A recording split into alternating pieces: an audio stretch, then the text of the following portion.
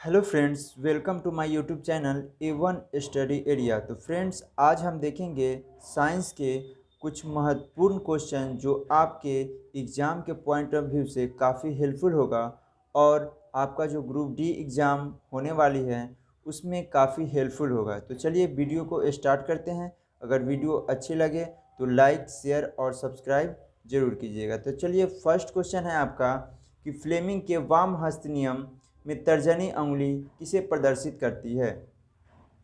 Option A बल की दिशा, option B चुंबकीय क्षेत्र, ऑप्शन सी विद्युत धारा की दिशा और ऑप्शन डी कुछ नहीं। तो इस क्वेश्चन का जो सही आंसर होगा वो होगा आपका ऑप्शन नंबर बी, चुंबकीय क्षेत्र। अब जान लेते हैं कि फ्लेमिंग के जो वाम हस्त नियम हैं वो क्या है। चलिए फ्लेमिंग के वाम हस्त नियम को जानते हैं। तो फ्लेमिंग के वाम हस्त नियम कहता है कि यदि हम अपने बाएं हाथ की 3 अंगुलियां तर्जनी, माध्यिका और अंगूठा को इस तरह लंबवत फैलाए कि तर्जनी चुंबकीय क्षेत्र, माध्यिका यानी कि मध्यमा धारा की दिशा और अंगूठा बल की दिशा को बताता है। तो फ्लेमिंग के वाम हस्त नियम के अनुसार इस क्वेश्चन का जो सही आंसर होगा वो होगा आपका ऑप्शन नंबर बी। चलिए नेक्स्ट क्वेश्चन देखते हैं। नेक्स्ट क्वेश्चन है कि भारतीय वायुसेना बल में विंग कमांडर का स्तर भारतीय सेना के डैश के समान है। तो इस क्वेश्चन का जो सही आंसर है वो हो जाएगा आपका ऑप्शन नंबर। तो इस क्वेश्चन का जो सही आंसर होगा वो होगा आपका ऑप्शन नंबर फर्स्ट, यानी कि ऑप्शन नंबर ए। चलिए कुछ पॉइंट देख लेते हैं। जैसा कि वायुसेना के विंग कमांडर जो होते हैं वो स्क्वाड लीडर के समक्ष रैंक होता है। उसके बाद थल सेना, ठीक है, यानी कि थल सेना का जो लेफ्टिनेंट कर्नल होता है वो आपका मेजर के समक्ष रैंक होता है। उसके बाद नौसेना का जो कमांडर लेफ्टिनेंट वो कमांडर के समक्ष रैंक होता है। ठीक है, तो चलिए नेक्स्ट क्वेश्चन देखेंगे। नेक्स्ट क्वेश्चन है आपका कि दाचिगामा वन्य जीवन संरक्षण स्थित है। ऑप्शन ए जम्मू कश्मीर और option B Assam, option C Manipur और ऑप्शन डी नागालैंड। तो इस क्वेश्चन का जो सही आंसर होगा वो होगा आपका ऑप्शन नंबर ए, यानी कि जम्मू एंड कश्मीर। ठीक है, दाची गाम जो है वन्य जीवन संरक्षण स्थित है कहाँ, जम्मू और कश्मीर में। यहाँ जो है वो तेंदुआ हो गया आपका, उसके बाद काला भालू, लाल भालू, हिरन, ये सब के लिए यहाँ प्रमुख माने जाते हैं। ठीक है, उसके बाद काजीरंगा। ठीक है, काजीरंगा ये कहाँ है, काजीरंगा आपका असम। ठीक है, असम में क्या है, काजीरंगा। चलिए, तो असम में हो गया आपका क्या, काजीरंगा। और मानस भी जो है कहाँ है आपका, असम में। ठीक है, चलिए अब नेक्स्ट क्वेश्चन देखते हैं। नेक्स्ट क्वेश्चन है कि नागालैंड की राजधानी कहाँ है। तो नागालैंड की राजधानी कहाँ होगा, कोहिमा। ठीक है, और नागालैंड की राजधानी कोहिमा हो गया। शिलोंग किसकी राजधानी है, तो शिलोंग आपका हो जाएगा मेघालय की राजधानी। उसके बाद आपका इम्फाल किसकी राजधानी है, तो इम्फाल हो जाएगा आपका मणिपुर की राजधानी। मणिपुर की राजधानी कहाँ हो गया, इम्फाल। और मिजोरम की राजधानी कहाँ हो जाएगा, आइजोल। ठीक है, चलिए अब नेक्स्ट क्वेश्चन देखते हैं। नेक्स्ट क्वेश्चन है कि पेट्रोलियम का शुद्धिकरण किया जाता है। ऑप्शन ए साधारण आसवन से, ऑप्शन बी अंशीय आसवन से या प्रभाजी आसवन से, ऑप्शन सी विघटन आसमान से और ऑप्शन डी इनमें से कोई नहीं। तो इस क्वेश्चन का जो सही आंसर है वो हो जाएगा आपका option number B, option number B. ठीक है, यानी पेट्रोल का जो शुद्धिकरण है वो आपका अंशीय आसवन से या उसी को प्रभाजी आसवन भी कहते हैं। ठीक है, चलिए तो कुछ जान लेते हैं इसके मुख्य पॉइंट। यानी कि पेट्रोल जो है विभिन्न गैसों द्रवों का क्या है, मिश्रण है। ठीक है, और इसको जो है अलग करने के लिए हम लोग यही विधि यानी अंशीय आसवन विधि का प्रयोग करते हैं। चलिए नेक्स्ट क्वेश्चन देखते हैं। नेक्स्ट क्वेश्चन है कि किस हैमर का प्रयोग चिंपिंग और रिवेटिंग करने के लिए किया जाता है? Option A ball pen hammer, option B straight peen hammer, option C sledge hammer और option D cross peen hammer. तो इस क्वेश्चन का जो सही आंसर हो जाएगा वो होगा आपका option number A, option number A ball pen hammer. ठीक है, चिंपिंग और रिवेटिंग करने के लिए किया जाता है। चलिए नेक्स्ट क्वेश्चन देखेंगे। नेक्स्ट क्वेश्चन है कि रूस की मुद्रा है, रूस की मुद्रा option A rouble, option B dollar, option C pound, option D won. तो रूस की मुद्रा को क्या बोलते हैं? तो रूस की मुद्रा का है आपका ऑप्शन नंबर फर्स्ट यानी कि रूबल। चलिए नेक्स्ट क्वेश्चन देखेंगे। नेक्स्ट क्वेश्चन है कि निम्न में से नॉन फेरस मेटल है तांबा, टीन, एल्युमिनियम या सभी। तो इस क्वेश्चन का जो सही आंसर होगा वो होगा आपका ऑप्शन नंबर डी सभी। सभी जो है आपका तांबा, एल्युमिनियम और टीन ये सभी जो है आपका नॉन फेरस मेटल है। ठीक है, चलिए नेक्स्ट क्वेश्चन देखेंगे। नेक्स्ट क्वेश्चन है कि धान में उत्कृष्ट किस्म है रंजीत, सोनालिका, गंगा 101 और पूसा 215। तो इस क्वेश्चन का जो सही आंसर हो जाएगा वो होगा आपका ऑप्शन नंबर सी गंगा 101 उत्कृष्ट किस्म। ठीक है, चलिए अब नेक्स्ट क्वेश्चन देखेंगे। नेक्स्ट क्वेश्चन है कि इनमें से कौन समूह से संबंधित नहीं है? तेंदुआ, सिंह, वेल और लोमड़ी। तो इसमें जो है वो इस क्वेश्चन का जो आपका सही आंसर होगा वो होगा आपका ऑप्शन नंबर सी। ठीक है, क्योंकि बाकी सब जो है तेंदुआ, सी और लोमड़ी, तेंदुआ, सी और लोमड़ी ये सभी जो है आपका कहाँ रहते हैं? स्थल पर, और वेल जो है वो जल में रहते हैं। तो ये ठीक है, चलिए नेक्स्ट क्वेश्चन देखेंगे।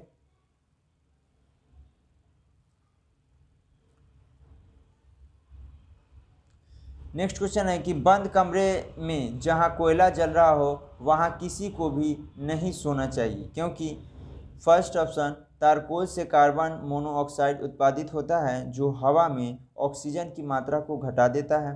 ऑप्शन बी तारकोल से कार्बन डाइऑक्साइड उत्पन्न होता है जो स्वास्थ्य के लिए हानिकारक है। ऑप्शन सी तारकोल से कमरे का तापमान बढ़ता है और ऑप्शन डी इनमें से कोई नहीं। तो इस क्वेश्चन का जो सही आंसर हो जाएगा वो होगा आपका ऑप्शन नंबर ए। ठीक है, ऑप्शन नंबर ए हो जाएगा। चलिए, तारकोल से कार्बन मोनोऑक्साइड उत्पादित होता है जो हवा में ऑक्सीजन की मात्रा को घटा देता है। जैसे बंद कमरे में जहां कोयला जल रहा हो वहां किसी को नहीं सोना चाहिए, क्योंकि कार्बन मोनोऑक्साइड उत्पन्न होता है और यह रंगहीन, स्वादहीन, विषैला, ठीक है, और ज्वलनशील गैस है। इसके धुआं में कैंसर उत्पन्न करने वाली बीमारी यानी CO कार्बन मोनोऑक्साइड है जो शरीर के अंदर रक्त में पहुंचकर ऑक्सीजन की जो ग्रहण करने की जो क्षमता है उसको क्या करता है? नष्ट कर देता है, और श्वसन की जो क्रिया है उसको रोक देती है। ठीक है, चलिए नेक्स्ट क्वेश्चन देखेंगे। नेक्स्ट क्वेश्चन है कि बल्ब में हमेशा डैश होता है तंतु, प्रकाश, कांच या विद्युत धारा। तो इस क्वेश्चन का जो सही आंसर है वो होगा आपका ऑप्शन नंबर ए, बल्ब में हमेशा तंतु होता है। ठीक है, और बल्ब का जो तंतु बना होता है यानी वो होता है आपका टंगस्टन का। ठीक है, चलिए नेक्स्ट क्वेश्चन देखेंगे। नेक्स्ट क्वेश्चन है कि मलेरिया परजीवी का प्रथम पोषक क्या है? नर क्यूलेक्स, नर एनोफिलिस, मादा एनोफिलिस और मादा क्यूलेक्स।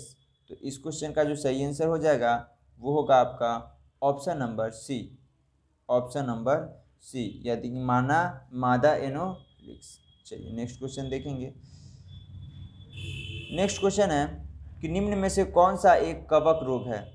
रिंगवर्म, श्वेतवर्म, हाथी पाँव या इनमें से कोई नहीं।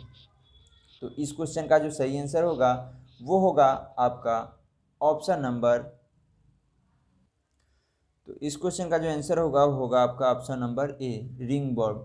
ठीक है, यानी जिसको हिंदी में क्या बोलते हैं? दाद बोलते हैं। और ये जो है ट्राइकोफाइटन, ठीक है, ट्राइकोफाइटन रेलुकोशम नामक का जो कवक होता है उसी से फैलता है और ये संक्रामक रोग है। ठीक है, इसमें त्वचा पर लाल रंग के गोले पड़ जाते हैं। ठीक है, रिंगवर्म में यानी कि दांत में, और ये कवक रोग कवक से होने वाला है। ठीक है, चलिए नेक्स्ट क्वेश्चन देखेंगे। नेक्स्ट क्वेश्चन है कि अग्निशामकों में उपयोगिता इनमें से कौन से अम्ल का है। ठीक है, तो फर्स्ट ऑप्शन है हाइड्रोक्लोरिक अम्ल, सेकेंड सल्फ्यूरिक अम्ल, थर्ड यानी कि सी नाइट्रिक अम्ल, डी टार्ट्रिक अम्ल। तो इस क्वेश्चन का जो सही आंसर होगा वो होगा आपका ऑप्शन नंबर डी टार्ट्रिक अम्ल। ठीक है, ऑप्शन नंबर डी हो जाएगा। चलिए, अम्ल में जो है समान रूप से पाया जाने वाला तत्व हाइड्रोजन होता है। कौन होता है? हाइड्रोजन। ठीक है, उसके बाद हाइड्रोजन अम्ल सांद्र यानी HNO3। ठीक है, सांद्र HNO3 के एक भाग में मतलब HCl के 3 भाग मिश्रण को अम्लराज कहते हैं। HNO3 ठीक है, इसमें जो आपका 3 भाग HCl, 3 भाग कौन सा? HCl यानी कि हाइड्रोक्लोरिक अम्ल को मिश्रण को क्या कहा जाता है? अम्लराज कहा जाता है। ठीक है, इसमें सोना, ठीक है, उसके बाद एक्वेरेजिया, ये सब जो है वो घुल जाता है। चलिए नेक्स्ट क्वेश्चन देखते हैं। नेक्स्ट क्वेश्चन है कि पृथ्वी के वातावरण में वातावरणीय दाब उच्चता के साथ बढ़ती है, उच्चता के साथ घटती है, उच्चता के साथ अपरिवर्तित रहती है, पहले बढ़ती है, बाद में उच्चता के साथ घटती है। तो इस क्वेश्चन का जो सही आंसर होगा वो होगा आपका ऑप्शन नंबर बी, उच्चता के साथ घटती है। ठीक है, वायुमंडलीय दाब। ठीक है, जैसे देखिए पृथ्वी के वातावरण में जो है वातावरणीय दाब जो है उच्चता के साथ क्या होगा? घटेगा, क्योंकि जैसे जैसे हम ऊपर जाते हैं वैसे वैसे हवा विरल होता है और जिसके कारण जो है हवा का दबाव घटते जाता है। ठीक है, तो इस क्वेश्चन का सही जवाब होगा आपका ऑप्शन नंबर बी। चलिए नेक्स्ट क्वेश्चन देखते हैं। नेक्स्ट क्वेश्चन है हीमोग्लोबिन में धातु अंश है sodium, magnesium, ferrous, calcium. Sodium का परमाणु संख्या 11 हो गया, मैग्नीशियम यानी कि Mg12, फेरस कितना? तो ये 26 होता है, कैल्शियम 20 यानी कि 20। ठीक है, इस सब का परमाणु संख्या। अब इस क्वेश्चन का जो सही आंसर है वो हो जाएगा आपका ऑप्शन नंबर,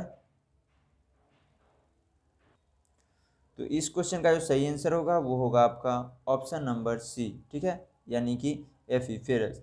यानी हीमोग्लोबिन में पाया जाने वाला जो लौह यौगिक है उसको बोलते हैं हीमैटिन। ठीक है, चलिए नेक्स्ट क्वेश्चन देखेंगे। नेक्स्ट क्वेश्चन है कि एप्पल किसका संक्षिप्त रूप है? Option number A area passenger plot experiment, option B air passenger plot experiment, option C additional passenger plot experiment, option D American passenger plot experiment. ठीक है, तो इस क्वेश्चन का जो सही आंसर होगा वो होगा आपका ऑप्शन नंबर ए। ठीक है, option number A Ariane messenger plot experiment. चलिए अब देखेंगे नेक्स्ट क्वेश्चन। नेक्स्ट क्वेश्चन है कि सर्वप्रथम बनाया गया सेल कौन था? Option A Daniell cell, option B लैग्रैंजी cell, option C voltaic cell और ऑप्शन डी शुष्क सेल। तो इस क्वेश्चन का जो सही आंसर होगा वो होगा आपका ऑप्शन नंबर सी वोल्टिए, जिसको वोल्टिए सेल भी यानी कि वोल्टेइक सेल। ठीक है, चलिए अब देखेंगे नेक्स्ट क्वेश्चन। नेक्स्ट क्वेश्चन है कि कथक, नौटंकी, झोड़ा और कजरी किस राज्य के महत्वपूर्ण नृत्य है? तो इस क्वेश्चन का जो सही आंसर होगा वो होगा आपका option number B Uttar Pradesh. ठीक है, उत्तर प्रदेश का ये नृत्य कथक, नौटंकी, झोड़ा और कजरी है। और देख लेते हैं झारखंड। ठीक है, झारखंड का क्या हो जाएगा? तो झारखंड का आपका हो जाएगा छऊ, सरहू, जट जटिन, कर्मा, डांगा, ये आपका झारखंड का लोक नृत्य है। उत्तराखंड का क्या है? तो उत्तराखंड का आपका है गढ़वाली, कुमायूं, कजरी, रासलीला, ये आपका उत्तराखंड का हो गया। छत्तीसगढ़ का क्या होगा? तो छत्तीसगढ़ का आपका है पंडवानी, कर्मा, झूमर, ये सब जो है आपका छत्तीसगढ़ का है। ठीक है, चलिए नेक्स्ट क्वेश्चन देखते हैं। नेक्स्ट क्वेश्चन है कि बल का गणनात्मक मापन करने वाला नियम है। ऑप्शन ए न्यूटन का तीसरा नियम, ऑप्शन बी न्यूटन का प्रथम नियम, ऑप्शन सी न्यूटन का दूसरा नियम, ऑप्शन सी न्यूटन का गुरुत्वाकर्षण नियम। तो इस क्वेश्चन का जो सही आंसर होगा वो होगा आपका ऑप्शन नंबर तो इस क्वेश्चन का जो सही आंसर होगा वो होगा आपका ऑप्शन नंबर सी, यानी कि न्यूटन का दूसरा गति नियम। ठीक है, चलिए तो जैसा कि आप जानते हैं कि भौतिकी के पिता किसको बोला जाता है, सर आइजैक न्यूटन को। ठीक है, न्यूटन को बोला जाता है भौतिकी का पिता। उसके बाद गति का नियम। ठीक है, गति के नियम जो है वो आपका 1800 कितना में 1867 में आपका कौन सा पुस्तक, प्रिंसिपिया। ठीक है, प्रिंसिपिया में ये लिखा गया है। ठीक है, और न्यूटन के प्रथम गति नियम से जो है वो बल की परिभाषा मिलता है। ठीक है, उसके बाद जड़त्व, गैलीलियो का जड़त्व का नियम, जड़त्व की परिभाषा प्राप्त होती है। उसके बाद न्यूटन के दूसरे गति नियम से बल का व्यंजक मिलता है, जिसको हम लोग बोलते हैं क्या, F बराबर ma। ठीक है, F बराबर ma, यानी कि मास इंटू एक्सेलरेशन, यानी कि त्वरण। ठीक है, चलिए तो इस क्वेश्चन का आंसर सी हो जाएगा, यानी कि हमसे पूछा गया है कि बल का गणनात्मक मापन तो कौन सा नियम से, तो बल न्यूटन के दूसरे गति नियम से। चलिए नेक्स्ट क्वेश्चन देखेंगे। नेक्स्ट क्वेश्चन है तीव्रतम वेग वाली भारत की रेलगाड़ी का अधिकतम वेग क्या है। ठीक है, अधिकतम वेग क्या है, तो इस क्वेश्चन का जो सही आंसर होगा आपका होगा 140 किलोमीटर प्रति घंटा। ठीक है, यानी कि 10 जुलाई ठीक है 10 जुलाई 1988 10 जुलाई 1988 को जो है देश की प्रथम शताब्दी एक्सप्रेस जो 140 किलोमीटर प्रति घंटा से चलती है, और ये कहाँ से कहाँ तक, तो नई दिल्ली से झांसी के बीच चलाई गई है, जिसको बाद में भोपाल तक बढ़ाया गया है। ठीक है, सर्वप्रथम राजधानी एक्सप्रेस की शुरुआत जो है वो हुआ था 1 मार्च ठीक है 1 मार्च 1969 नई दिल्ली से हावड़ा के लिए। चलिए तो फ्रेंड्स आज के लिए इतना ही। अगर वीडियो अच्छा लगे तो चैनल को लाइक, सब्सक्राइब और शेयर ज़रूर कीजिएगा, जिससे सभी वीडियो का नोटिफिकेशन आप तक पहुंच सके।